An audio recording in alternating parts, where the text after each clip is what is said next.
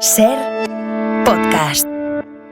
En este episodio del Cine en la SER repasaremos algunas de las películas que llegan a los cines este último fin de semana de agosto. El ser querido de Rodrigo Sorogoyen con Javier Bardem y Victoria Luengo. La constelación del perro de Ridley Scott. Y recordaremos las estrellas masculinas que han protagonizado las películas de este veterano director. Vuelve a los cines el arqueólogo Tadeo Jones con su nueva aventura, La lámpara maravillosa.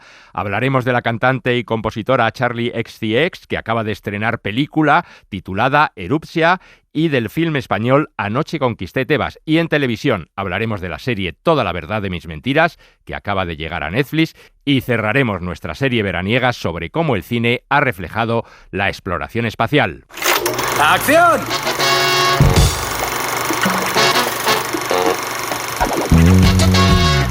El cine en la SER con Elio Castro.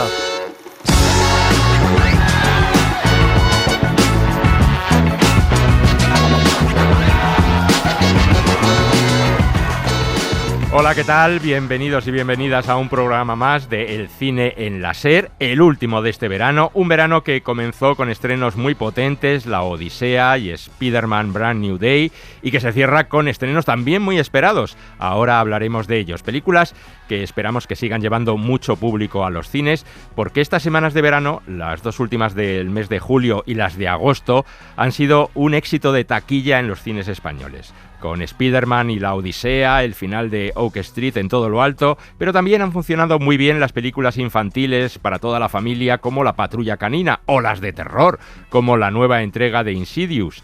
Otras, es verdad, que han funcionado peor, pero el verano, ya lo decíamos al comienzo de esta temporada, es uno de los mejores momentos del año para ir al cine.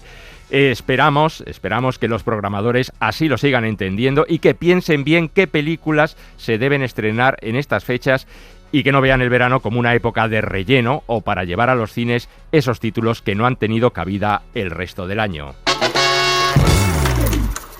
Hoy voy a salir a buscar todo lo que quiero. Voy a derrumbar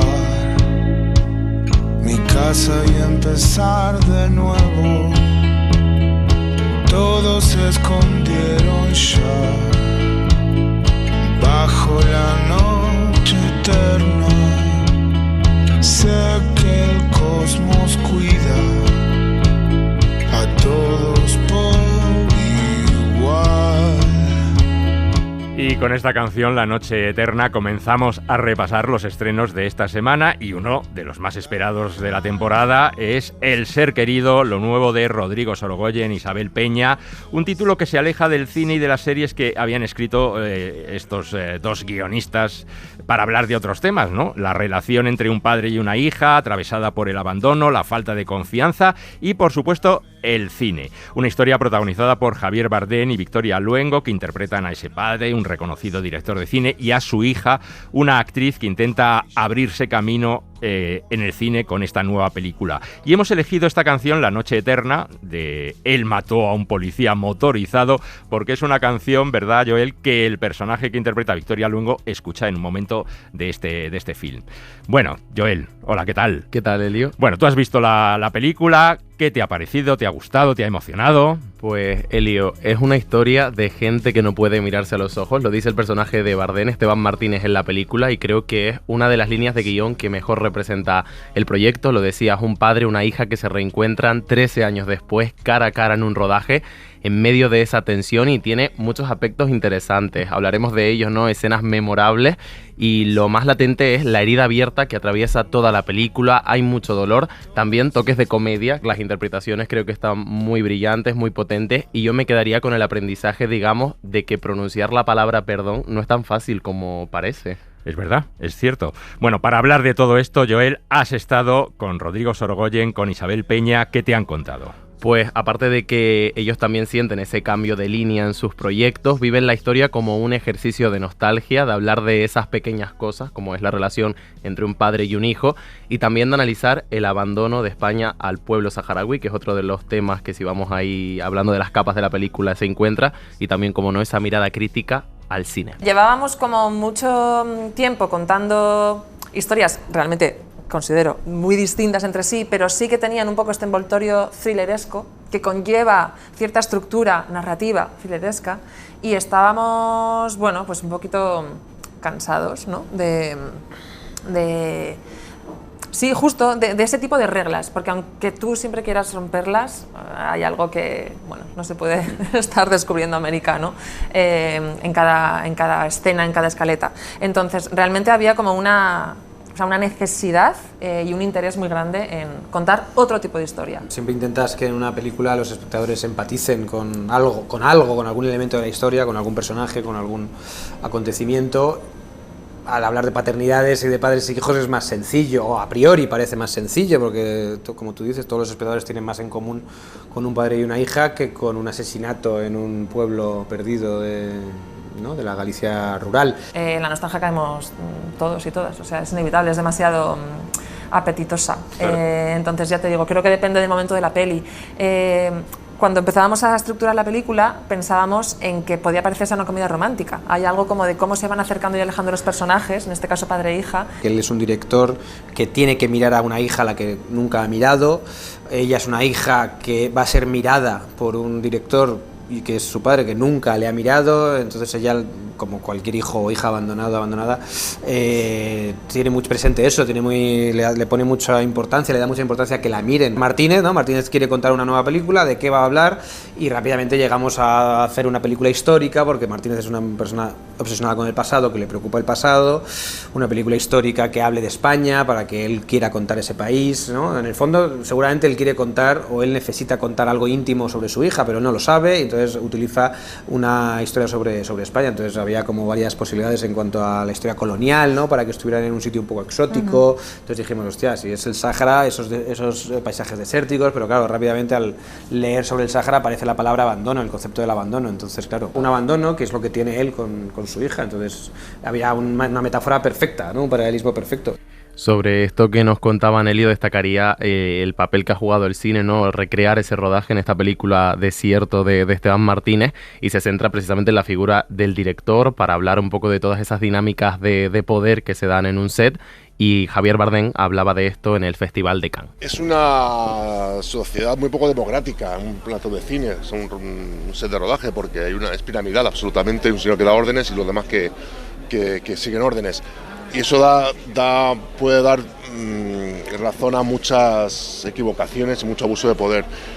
Es verdad que en mis 30 y tantos años ya algunas cosas he visto, no hasta el nivel que se cuenta en la película, pero sí situaciones, bueno, pues desagradables de directores y actores también, o productores que crean un ambiente difícil. También me incluyo yo también he tenido momentos donde me he puesto muy cabrón, porque me he puesto nervioso, porque he estado enfadado, porque tengo un mal día, y de pronto el hecho de ser el actor principal de ese día me da un teórico poder que, a no ser que no seas consciente de ello, puede ser muy, muy peligroso.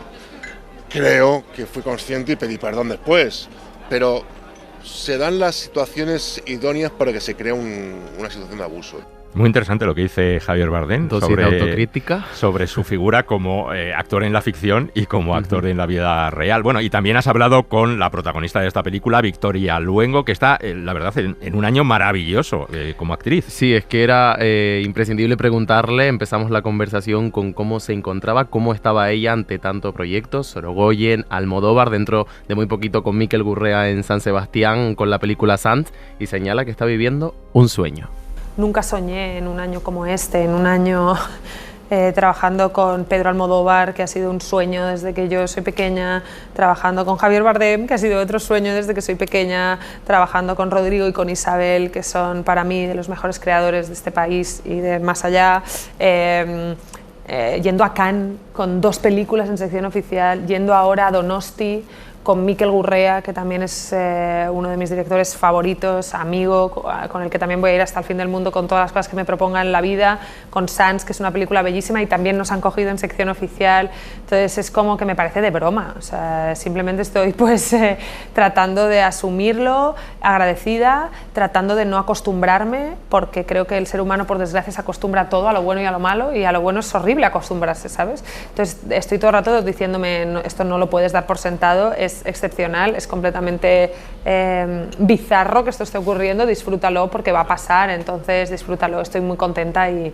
muy agradecida de poder estar aquí. Y naturalmente también te habló de su personaje y de la película El ser querido. Traté de ponerme en la situación de Emilia en lo máximo posible, traté de mostrarme lo más transparente posible durante este rodaje, de no hacer cosas, de simplemente ver qué pasaba si yo estando ahí me dejaba ver a través de lo que me ocurría en esos momentos. Y luego traté de trabajar todo a la vez. Creo que es un personaje que le pasa todo a la vez. Le pasa el daño, la ira, la rabia, el enfado, la tristeza, la admiración, la felicidad de estar cerca de su padre, el enamoramiento, la fascinación, le pasa todo a la vez. Entonces creo que a veces esconde unas cosas, a veces esconde las otras, a veces se le escapa y le sale una cosa sin querer a veces.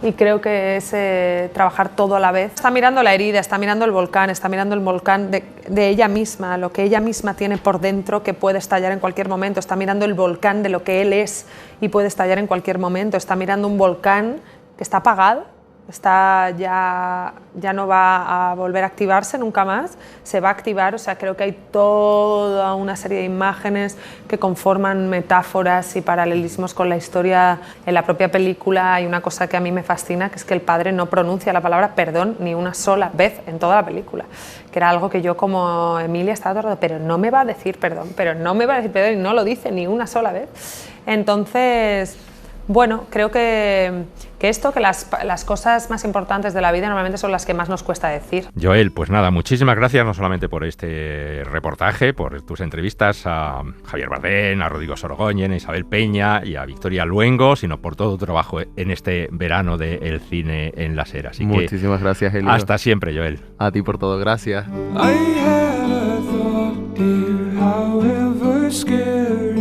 About that night, the bugs in the dirt. Why were you digging? What did you bury before those hands pulled me from the earth? I will not ask you where you came from. I will not ask, and neither should you. Honey, just put your sweet lips on my lips. We should just kiss like real people do. Y esta semana llega a los cines también La constelación del perro, la nueva película de Ridley Scott, protagonizada por Jacob Elordi, Josh Brolin, Margaret Qualley y Guy Pearce. ¿Qué hacías antes del fin del mundo?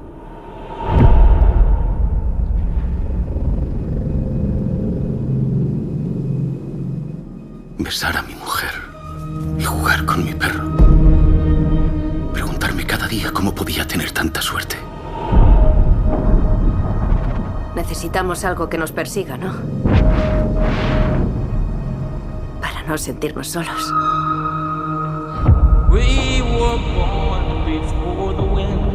No sabemos qué hay por ahí. ¿Qué esperas encontrar? ¿Gente feliz por todas partes? El mundo de antes ya no existe.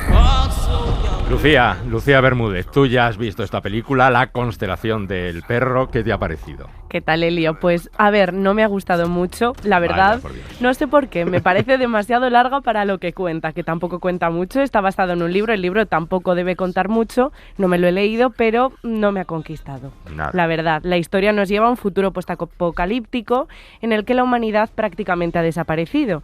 Jacob Elordi interpreta a un hombre que sobrevive en una especie de refugio junto a su perro y el personaje de Josh Brolin, y que se dedica a recorrer los alrededores de su casa en busca de señales de vida. Aunque vive aislado, mantiene la esperanza de que todavía quede algo ahí fuera, hasta que empieza a detectar una misteriosa señal de radio que podría significar que no está tan solo como pensaba. Pero más que la película, ya te digo que no me ha conquistado demasiado. Hay una cosa que me parece muy interesante. Viendo la filmografía de Ridley Scott, me ha surgido una pregunta. A ver qué pregunta te ha surgido con Ridley Scott, que recordemos que tiene 88 años. 88 años. Sigue ahí al pie del cañón haciendo películas y que parece que está en buena forma física. Por lo menos buena forma física. Lo está. Sí. Lo está. Pero a mí me ha surgido la pregunta de, ¿tiene el director un sexto sentido para fichar estrellas? Bueno, pues la verdad es que repasando así a grosso modo por toda su filmografía, yo creo que sí, porque la verdad es que desde Los duelistas, luego Blade Runner, Harrison Ford, en fin. Bueno, vamos a repasarlo. Claro, porque hay varios actores, como decías ahora, que de alguna manera dieron un salto enorme después de trabajar con él. Y ahora creo que puede estar pasando algo parecido con Jacob Elordi. Mira, por ejemplo, que decías, Brad Pitt. Cuando hizo Thelma y Louise en 1991 todavía era prácticamente un desconocido. Nada. Claro, tenía algunos papeles pequeños, pero no era ni mucho menos la estrella que conocemos hoy. Y Scott le dio ese papel, que además era bastante pequeño, el que sale así con el sombrero de vaquero, con el secador, y que sale la escena de su, con perdón, culete, que fue bien famosa, pero que sirvió para ponerle delante de todo Hollywood.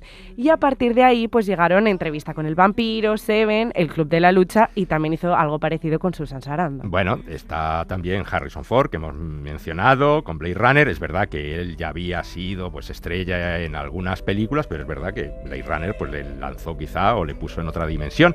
Y tenemos también a Russell Crowe. Claro, con Russell Crowe también pasó algo muy interesante. Él ya tenía una carrera, igual que Harrison Ford, pero todavía no era esa estrella mundial. Llega Gladiator, Scott le pone al frente de una superproducción y de repente se convierte en uno de los grandes nombres de Hollywood y encima gana el Oscar. Toma ya. Y lo curioso es que, como decías, que tiene 88 años, Scott ha seguido haciendo esto con generaciones mucho más jóvenes. Por ejemplo, Gladiator 2 apuesta por Paul Mescal. Mescal ya venía de Normal People y After Sun y tenía mucho prestigio como actor indie.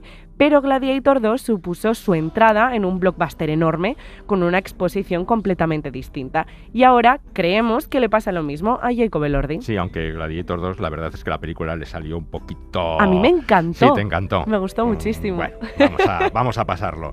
Y eso, Jacob Elordi no necesita precisamente presentación, porque ya también le hemos conocido a lo largo de varias películas en los últimos años. Sí, para nada. A ver, él es más conocido en El ojo como joven, ¿no? Por Euphoria, Saltburn, pero Elordi es ya una estrella, pero precisamente por eso me parece interesante que Scott vuelva a poner el ojo en él y le coloque como protagonista de una gran producción de Hollywood.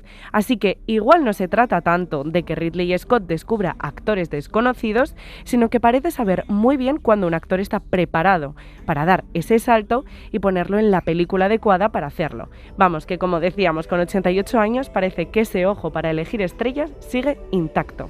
Pues muchas gracias, Lucía, pero no te vayas todavía porque nos tienes que contar otra cosa junto con Joaquín Banyuls.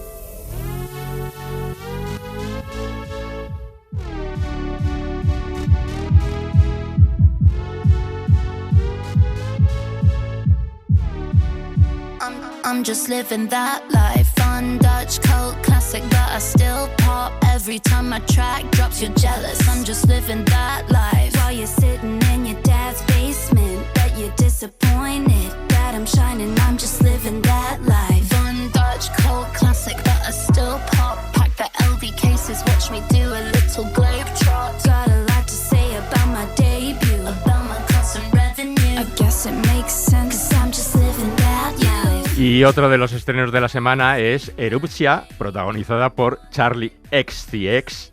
Como dicen en mi redacción, estos jóvenes que tengo por aquí, la Charlie. Ella canta esta canción, Von Dutch. Así que, Von Dutch, ¿lo he pronunciado bien? Sí, muy bien. Sí, a mí me parece que es algo así como holandés, ¿no? O alemán, Von Dutch, ¿no? Joaquín Banyuls, Lucía Bermúdez han visto ya esta película y me han convencido para que hablemos de ella y que presentemos en sociedad a la Charlie. ¿No, Joaquín? ¿Quién es la Charlie? Pues sí, Elio. Charlotte Emma Hutchison, que es su nombre real, nació en Cambridge un caluroso día del agosto de 1992. Ella es hija de un empresario y de una antigua azafata, y desde adolescente empezó a experimentar con la música. Con solo 14 años empezó a subir canciones a MySpace, a actuar en fiestas, en raves de Londres, y en 2010 consiguió su primer contrato discográfico. Poco después empezó a hacerse un nombre como compositora y también como cantante.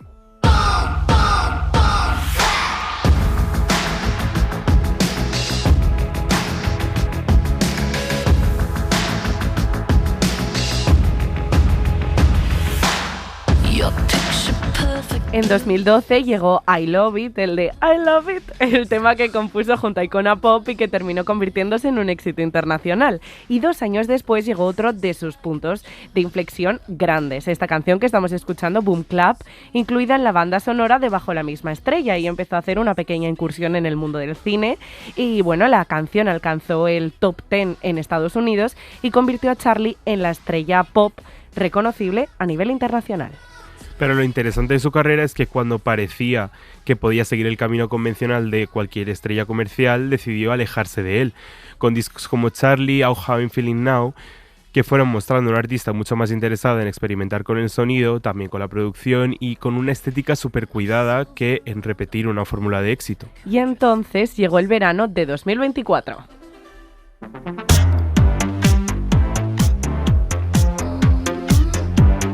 Un verde chillón conquistaba las tiendas de discos, pero también las de ropa, y de las redes sociales mejor ni hablamos. Charli XCX publicaba Brat, y en cuestión de semanas aquel disco había dejado de ser simplemente un álbum, se convirtió en un auténtico fenómeno cultural.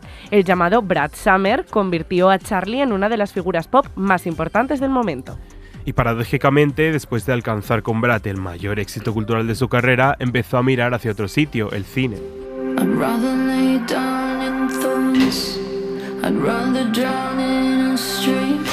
Esto ya me suena, Joaquín. Esto ya me suena un poquito más. ¿Por qué? Sí, en 2025 Meral Fennell se puso en contacto con ella para que escribiera una canción para su adaptación de Cumbre Borrascosas.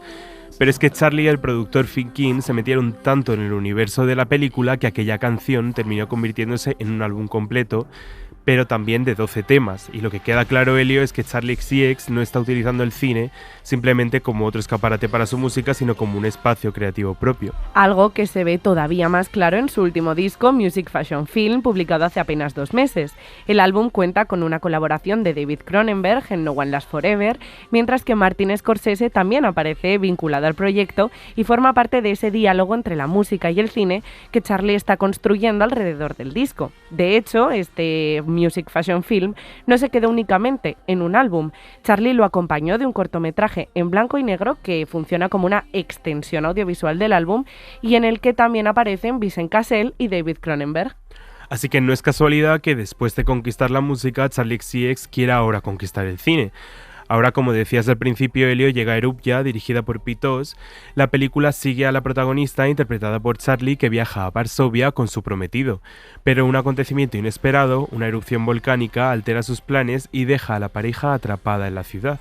Y sorpresa, porque Charli no se limita a protagonizar la cinta, porque también aparece acreditada como una de sus guionistas.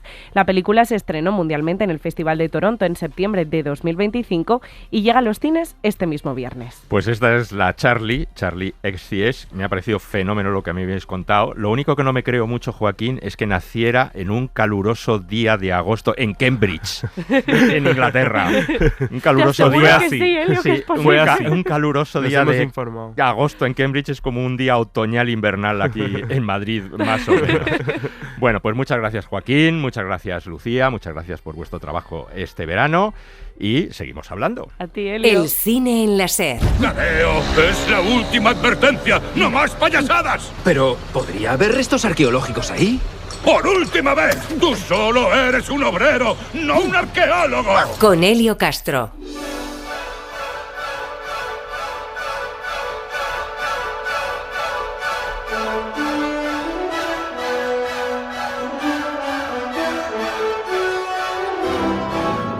Una generación completa de niños españoles creció viendo las aventuras y desventuras de Tadeo Jones en la gran pantalla. Después de 3 películas, esta semana la saga vuelve a los cines con Tadeo Jones y la lámpara maravillosa. La franquicia española de animación por excelencia presenta una historia dirigida de nuevo por Enrique Gato, con un doblaje de Carlos Latre, que sorprende al interpretar a 3 personajes distintos en la película, Jeff, Belzoni y un personaje histórico. Y hemos podido hablar con ellos sobre esta nueva entrega y por su experiencia haciéndola. Mi tercer deseo es volver a Paititi. ¿Por qué vive? Hemos viajado en el tiempo. ¡Hola, gatito! ¡Oli! ¡Oli, siempre Oli! ¡Oli tiene que comer! ¡Hay que sacarle los gases a Oli! ¿Quién me saca los gases a mí? Perdone, Alteza. Quiero decir bajeza. ¡Nadie osa insultar al príncipe heredero! El humano se ha vuelto hostil, activando modo huida. Un momento, ¿quién conduce? He soñado tantas veces como... Quería hablar de paternidad, al final. Y es que es una cosa que me había negado durante muchos años, no terminaba de verlo en el personaje. Y bueno, ya siendo una cuarta película, pues ya tocaba, ¿no? De alguna forma ya tocaba meternos aquí.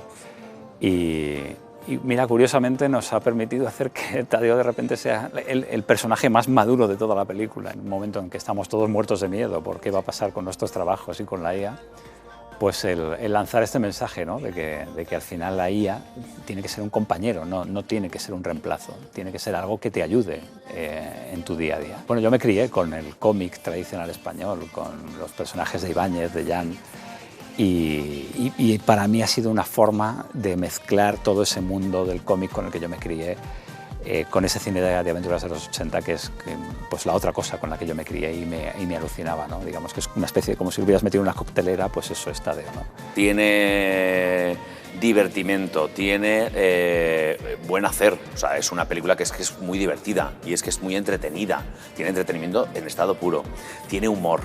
Tiene muchísimo humor, siempre constante.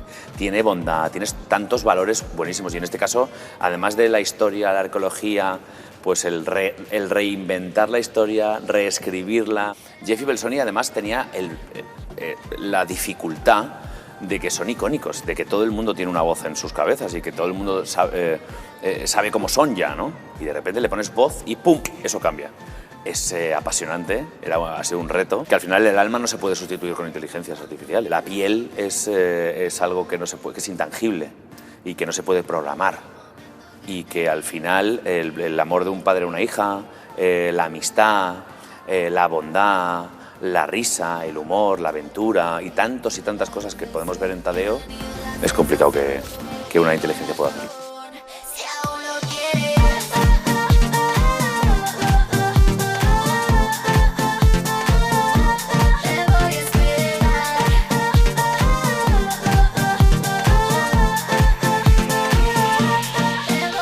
Y para los que busquen cine de autor se estrena una curiosa película española, Anoche conquisté Tebas, dirigida por Gabriel Azorín. Una película que habla de la amistad masculina, alejándola de los habituales clichés y adentrándose en lo más íntimo y personal de un grupo de amigos. Una película que transcurre en unas termas romanas y con diálogos en gallego, portugués y en latín. José Manuel Romero ha hablado con su director.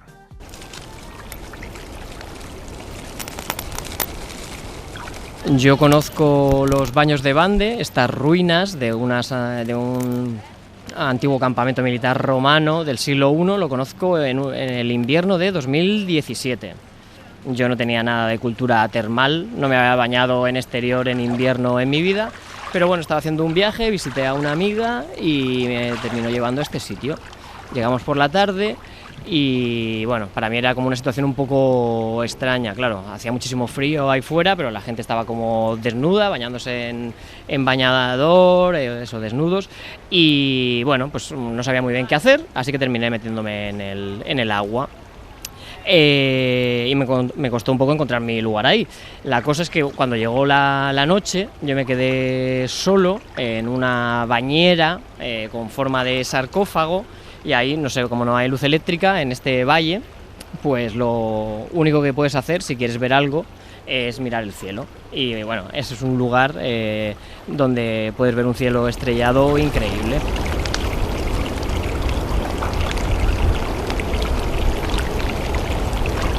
Yo estaba en el Elías Querejeta Cinescola en 2019 y estaba muy obsesionado con el cine de Cordeiro y Reis, de esta pareja de cineastas portugueses, y sobre todo con una investigación que ellos habían hecho sobre estratigrafías, ¿no? Que es cómo un plano cinematográfico es capaz de mostrar diferentes tiempos al mismo en un solo plano, ¿no? Como un plano puede capturar la convivencia de diferentes tiempos históricos. ¿Estás a pensar, Luis?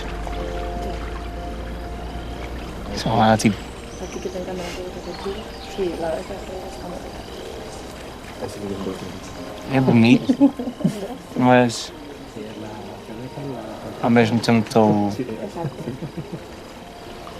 Não é triste, mas é, sei lá, Não é todos os dias que se pode uma cena assim, não. Nos dio la sensación de que eran imágenes como sin tiempo. Y eso para mí fue como una revelación. Yo pensaba, si a estos chicos yo les quito los bañadores de piñas y les quito los iPhones, tú no me sabes decir a qué tiempo pertenece esta imagen, ¿no? Y bueno, me pareció una cosa como un eureka, un descubrimiento cinematográfico, conseguir una imagen que las ruedas se ven hoy en día, pero que no sabes qué tiempo tiene, ¿no? Tu lui avais que dit qu'elle est volo. Mon père n'est une bonne nommation escasse. Cuide que se não coma as coisas.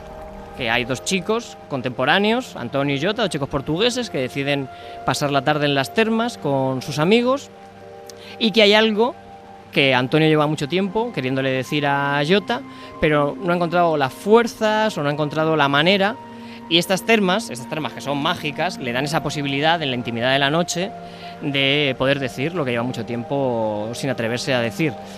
Pero no es el único esa noche que tiene cosas que decir. Hay otros chicos también bañándose que pertenecen a quizá a otro momento diferente al de Antonio y Jota, pero que tienen una serie de preocupaciones que podríamos decir que para mí básicamente hay dos, que es, una es cómo quieres vivir la vida que te ha tocado, porque yo creo que es una pregunta que trasciende cualquier momento histórico. O sea, en este regalo o condena que te hacen de estar en esta dimensión 80, 90 años con suerte, ¿qué vas a hacer con ese tiempo? Y otra cosa es el miedo que creo que todos tenemos a perder a las personas que queremos, ¿no? Aquí está profundo. Una amiga mía dice que la película es de ciencia ficción, no por nada que pueda pasar en la película y que no vamos a desvelar aquí, porque se ve a hombres hablando de manera profunda, honesta y diciendo las cosas que le dan miedo, cosa que normalmente no suelen ser ni solemos ser así, ni solemos ser retratados así, ¿no? Parece que siempre los personajes masculinos tienden más a la acción, a ejecutar sus objetivos, ¿no? O sea, y no suelen mostrar sus vulnerabilidades ni las cosas que le dan miedo.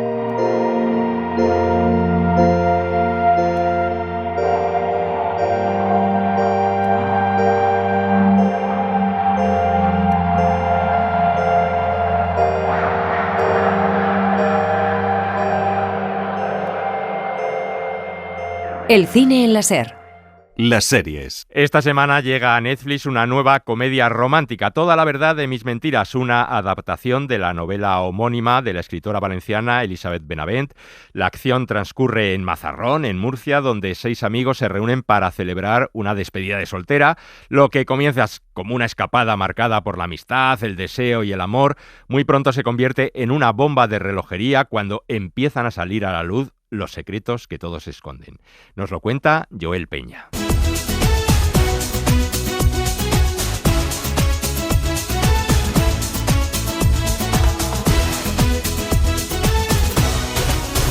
Para Elisabeth Benavent, Toda la verdad de mis mentiras es la cuarta adaptación audiovisual de su bibliografía. Cuando sale lo de basado en la novela de Elisabeth Benavent, ahora hago pero me parece que es bonito y que espero que no se me quite nunca esta ilusión como de niña. La primera fue la saga literaria Valeria, seguida de Fuimos canciones y Un cuento perfecto, una miniserie protagonizada por Ana Castillo y Álvaro Mel. Entonces nos dejamos llevar. De momento yo estoy sabiendo dejar llevar. Es evidente que la conexión creativa y narrativa entre Benavent y Netflix no deja de crecer, una relación que la propia escritora ya describe con una familiaridad que dice mucho de la complicidad construida durante todos estos años. Cuando tienes un equipo con el que ya has trabajado más veces, te has entendido siempre, se crea ya un idioma casi común, entonces no sé, es que ha sido todo, no ha habido ningún conflicto nunca, todo ha sido bonito, fácil, sobre todo fácil, una cosa detrás de otra, fluido y muy especial para mí porque al final, bueno, pues es una novela que le tengo mucho cariño. Benavent, también ligada al equipo de producción, nunca pensó que casi una década después de su lanzamiento, su novela cobrase vida como una película. Probando.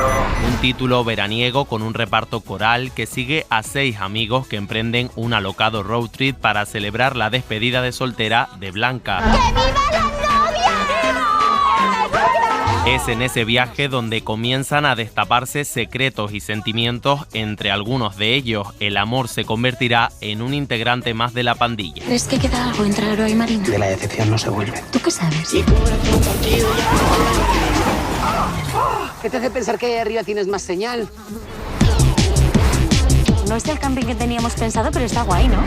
¿Les importa? Si no tienes el sueño profundo, no vengas a un camping. Clara Sanz es la novia y completan el reparto Ricardo Gómez, Brais F., Lucía de la Fuente y los protagonistas Daniel Ibáñez e Itziar Marena. Esta última reconoce que no esperaba entrar al proyecto. Hoy en día es verdad que ojalá no fuese tan así, pero cuando no eres una cara conocida, te cuesta creer que vayan a apostar por ti para un papel protagonista, ¿no?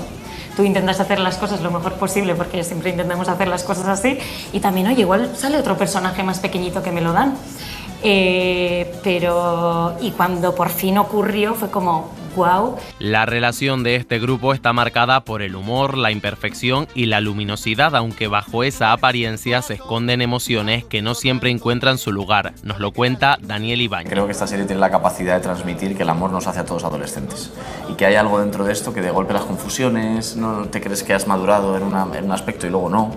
Te piensas que algo puede funcionar con lo que digas y no es suficiente y no lo has dicho de esa manera que tú pensabas. Creo que la serie juega mucho con este tipo de confusiones y de enredos que huyen del cliché y lo acercan más a un grupo de amigos al que efectivamente les puede haber pasado esto. Una potente capacidad de empatía con el espectador, dicen, a la que se une la intención de mostrar la idealización del amor romántico y las preocupaciones de los jóvenes. Lucía de la Fuente es Aroa. Gente joven con problemas y con cosas cotidianas, cosas que les pasan cotidianas, con su amor, con sus mentiras, con pues todo esto que al final es el día a día y que me apetecía como hacer algo que contase algo de, bueno, con tanta verdad y con tanta naturalidad, que es la vida de los jóvenes. Toda la verdad de mis mentiras es una historia que pretende ser una radiografía de cualquier grupo de amigos. Dime, ¿de quién estás enamorado? Que busca no silenciar el amor. El mar rodeado de estrellas, el canto de las palmeras, la risa del horizonte y la lluvia, todos son para ti. El rojo de las cañeras y el cielo de nubes bellas fueron hechos para ti. Son para ti. Y en Apple TV se estrena Materia Oscura, un thriller protagonizado por Jennifer Connelly y Joel Edgerton. Es la historia de un físico que construye una máquina que ofrece ir a vidas alternativas. Lucía Bermúdez ha charlado con los dos protagonistas, Jennifer Connelly y Joel Edgerton. Siento que Jason sigue sacando a relucir la misma herida y de hecho empeora. En la primera temporada se conforma con ser profesor universitario en lugar de creador, pero en la segunda temporada lo empeora aún más porque siente que tal vez nunca pudo terminar ese sueño, incluso si tuvo tiempo. No puede entender cómo otra versión suya completó la invención de la caja, pero es que él ni siquiera entiende cómo funciona. Se obsesiona con su propia sensación de fracaso y con sus defectos, lo que lo hace muy egoísta.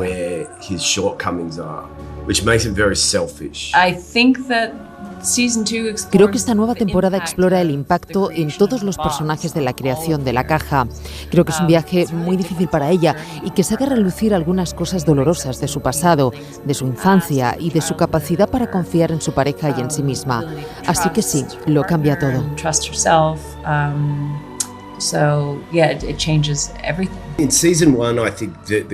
En la primera temporada creo que el tema principal era reflexionar sobre hasta qué punto eres feliz con la vida que tienes. En la segunda, en cambio, el foco está en la tecnología y en una pregunta fundamental, no solo qué podemos hacer, sino si debemos hacerlo. La serie plantea dilemas éticos muy relevantes que hoy están más presentes que nunca y que probablemente deberíamos cuestionarnos más.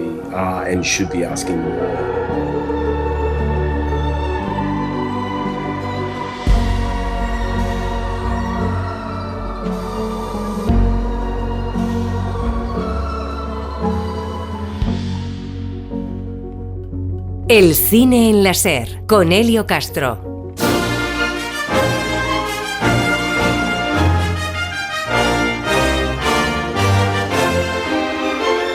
Cuaderno de bitácora, fecha estelar 29 de agosto de 2026. Termina hoy nuestro viaje cinematográfico espacial que nos ha llevado a conocer lo que está fuera de la atmósfera terrestre, gracias a la compañía de Igor Alonso, ingeniero aeroespacial, y de Maida de Pablo, ingeniero industrial que trabaja en el CEDETI, Centro para el Desarrollo Tecnológico y la Innovación.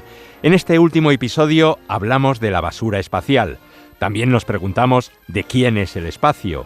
¿Puede un país apropiarse de una parte del espacio? ¿Es posible una guerra espacial?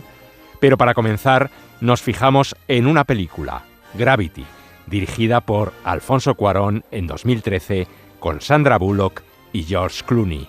Explorer, aquí Houston. Adelante, Houston.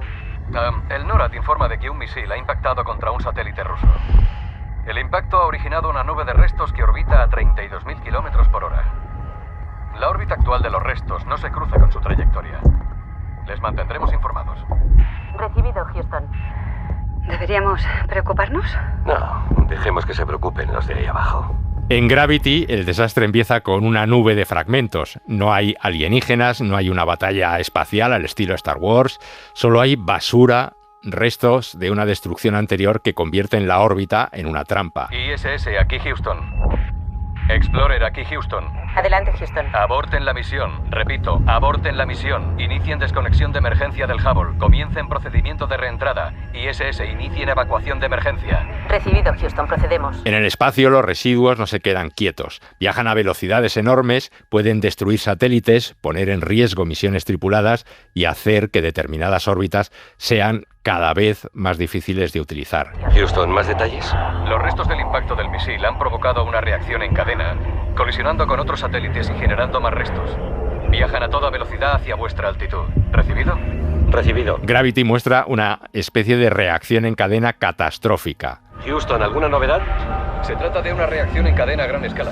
Ha sido un efecto colateral de la destrucción por parte de los rusos de uno de sus satélites. ¿Han destruido uno de sus satélites? Derecho de disposición. Debía de ser un satélite espía que no funcionaba. Ahora es metralla. Lo que nos preguntamos, si te preguntamos a ti, Igor Alonso, es qué tiene de real esa idea que vemos en Gravity y qué exagera la película. De real tiene mucho, en el sentido que es después de esa explosión, toda esa basura espacial que queda y que una órbita más tarde vuelve a venir, digamos, en forma de pequeños trozos que impactan con la nave, que se conoce como el síndrome de Kessler. Es muy preocupante y cuanto más objetos espaciales lanzamos, más preocupa. Es decir, bueno, vamos lanzando, el espacio es muy grande, que dos satélites colisionen no es muy probable, pero sin embargo es un tema que se estudia mucho porque si colisionan, todos esos restos que quedan no van a ningún sitio, salen despedidos y quedan orbitando, impactando en potenciales otros vehículos que estén en esa órbita. ¿Qué es lo que me parece exagerado? Bueno, me parece muy exagerado que Sandra Bullock se salve tantas veces, ¿no? Pero supongo que eso es la magia del cine. Con una sola ya me parecería muy increíble, pero se salva bastantes veces. ¡Ah! ¡No puedo! ¡Nada! ¡No veo nada! ¿Tiene visual del Explorer? ¡No! ¿Tiene visual de la estación? ¡No! Necesito que se concentre lo que sea, utilice el sol y la tierra. ¡No puedo respirar! ¡No puedo respirar! La basura espacial no es solamente un problema técnico o ambiental, sino que puede ser una consecuencia de la negligencia, de una colisión, de una explosión o incluso de una decisión militar. ¿Por qué no? Porque la órbita baja ya no es solo el escenario de la exploración espacial, también es infraestructura crítica. Así que la pregunta de este episodio no es solo cuánta basura espacial hay arriba, sino la pregunta es mucho más inquietante. ¿Quién manda en el espacio? ¿Quién pone las normas? ¿Y qué pasa si convertimos la órbita en una prolongación de los conflictos de la Tierra? Bueno, voy a empezar por la última. La órbita, o digamos esas órbitas bajas, son, y desde el principio de la carrera espacial, objeto de esas disputas. Es así. Los países que controlan la capacidad de acceso al espacio son pocos, los países que tienen lanzadores, y son todos países que encontramos en el G7.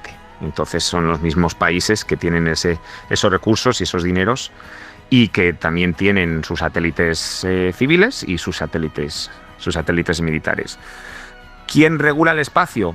Pues el espacio, esto suena un poco extraño, pero el espacio no lo regula nadie y lo regulan todos. No hay un organismo mundial que regule el acceso al espacio, pero sin embargo sí que existe un organismo internacional que dice, bueno, vamos a poner un poco de orden, vamos a intentar coordinar, esto es la Unión Internacional de Telecomunicaciones, que dice, bueno, pues oiga, no lance usted cualquier cosa, si va a comunicar en esta frecuencia o en aquella frecuencia, por favor, coordínese conmigo, porque, por ejemplo, mis ambulancias funcionan en esta frecuencia, si usted transmite con su vehículo espacial, pues va a hacer interferencia con mi sistema de alertas.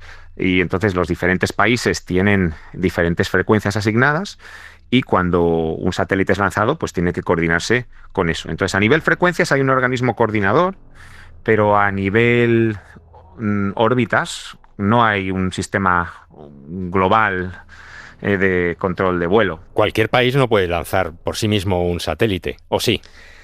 Sí. Bueno, para lanzar un satélite hace falta un lanzador, que muy pocos países tienen. Hace falta un registro en esa coordinación de frecuencias, si quieres hacer las cosas al menos a nivel legal, y hace falta la tecnología de ese vehículo espacial.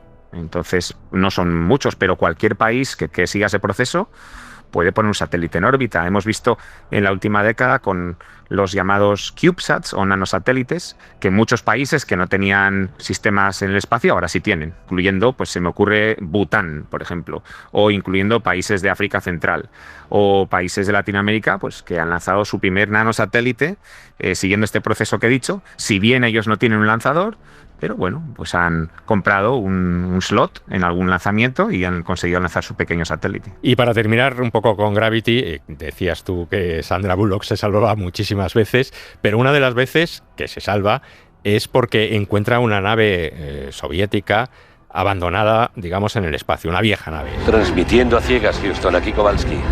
La doctora Stone y yo hemos decidido dirigirnos a la ISS y utilizar una de sus Soyuz para la reentrada. ISS, si nos oís, no nos vendría mal un equipo de rescate. ¿Esto es así, es habitual? ¿Hay algunas naves que están desutilizadas o que han quedado ahí orbitando prácticamente eternamente? A partir de cierta altitud, 500, 600, 700 kilómetros de altitud, es verdad que el contacto con esa capa superior de la atmósfera es poquísimo, con lo cual un vehículo puede estar orbitando décadas o cientos de años. Entonces sí, que se pueden contar eso. Se intentan los satélites que están en órbita geoestacionaria a 36.000 kilómetros, se intentan apartar, pero después ahí se quedan. Los que están en órbitas más bajas son los que se queman en la atmósfera. Sí que hay primeras etapas de lanzadores que siguen en órbita, quizás antiguos satélites que antes de hacer la reentrada pues dejaron de funcionar y están en órbita. Lo que no sé si hay muchos vehículos soviéticos abandonados dando vueltas a la Tierra.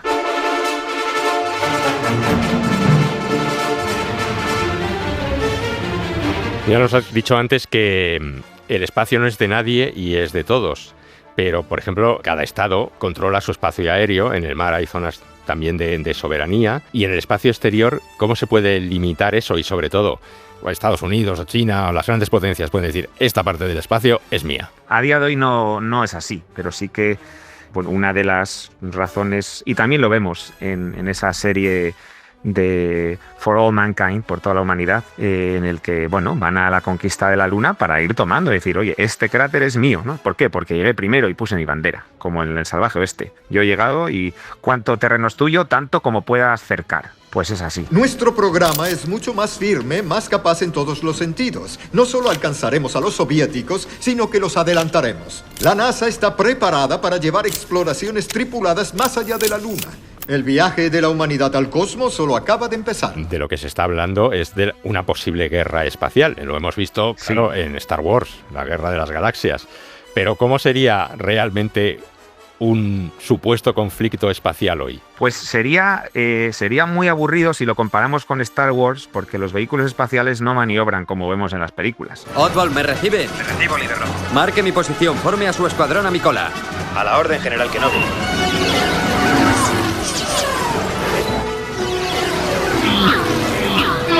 Maniobran de forma muy lenta y se tarda varias órbitas en, por ejemplo, si hablamos de cuando dos vehículos acoplan o desacoplan, entonces lo hacen de forma muy lenta para estar seguros de que hacen la maniobra exacta. Entonces esos movimientos de naves espaciales que vemos haciendo giros y todo tipo de maniobras, pues eso no existiría. Como sería inhabilitar por interferencias ciertas zonas, quizás generar ese síndrome de Kessler de generar esos residuos, esa basura espacial a propósito para inhabilitar, O también se habla de interceptores directamente de satélites. Bueno, pues yo voy y directamente lanzo un proyectil o lanzo un misil intercontinental que básicamente lo que hace es intercepta con tu satélite. Eso se soluciona teniendo muchos más satélites en órbita. Se soluciona en el sentido de que si impactas en uno sigo teniendo 10.000 más, ¿no?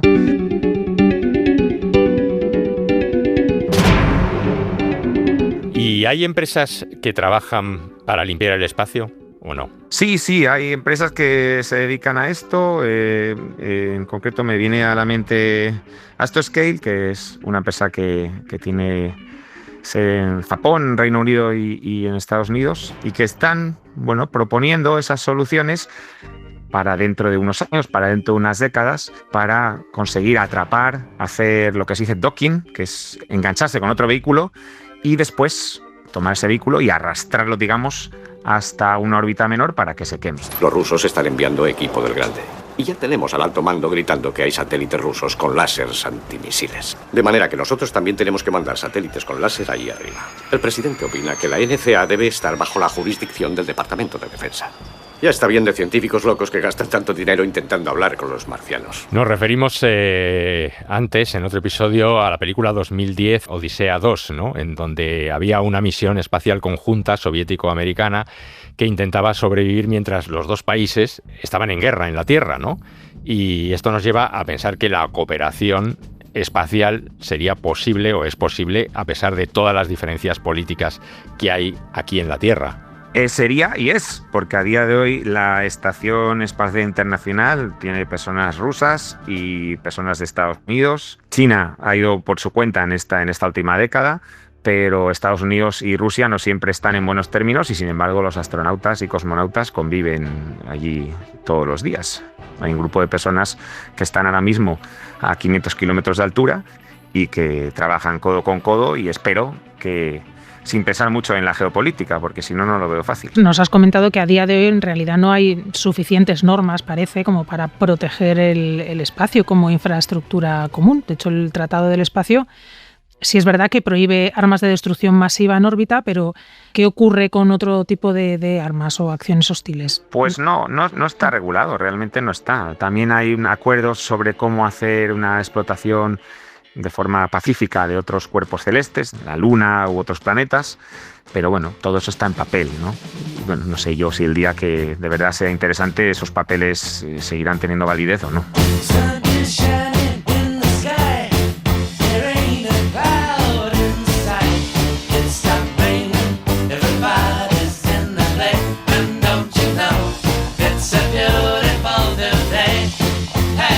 Bueno, pues para finalizar, podemos decir que el gran reto del siglo XXI quizá no sea solo llegar más lejos, lanzar más satélites o volver a la Luna y quizá explorar otros planetas como Marte, sino sobre todo quizá sea aprender a usar el espacio sin convertirlo en otro escenario de conflicto, porque si la economía, la ciencia, la seguridad y la vida cotidiana dependen cada vez más de la órbita, protegerla pues no va a ser una cuestión de futuro, ya es una cuestión de responsabilidad presente. Volaremos todos juntos hacia el eterno y bonito cielo. Así que te damos las gracias por tu intervención durante todas estas semanas en nuestro programa, en el Cine en la SER de verano, y que nos has ayudado a mirar al espacio de otra manera, con otros ojos, y fijarnos también en las películas, en lo mucho que podemos aprender de las películas, y también de las preguntas que nos lanzan esas películas, esas cuestiones que luego debemos investigar en la vida real, leer, aprender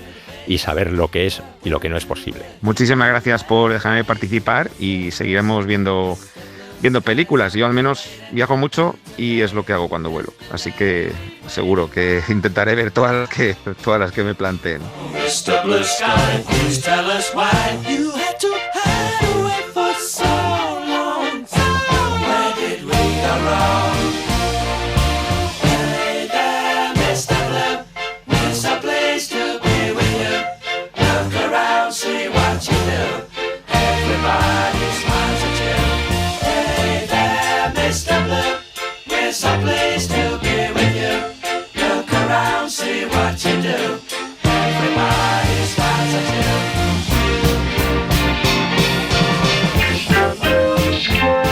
Esto ha sido todo por este fin de semana y por este verano. La semana que viene comienza la Mostra de Venecia y toman los mandos del programa Pepa Blanes y José Manuel Romero. En la técnica ha estado José María Sendra y en la redacción del programa Lucía Bermúdez, Joel Peña, Joaquín Bañuls y Elio Castro. Nada más, muchas gracias a todos y adiós.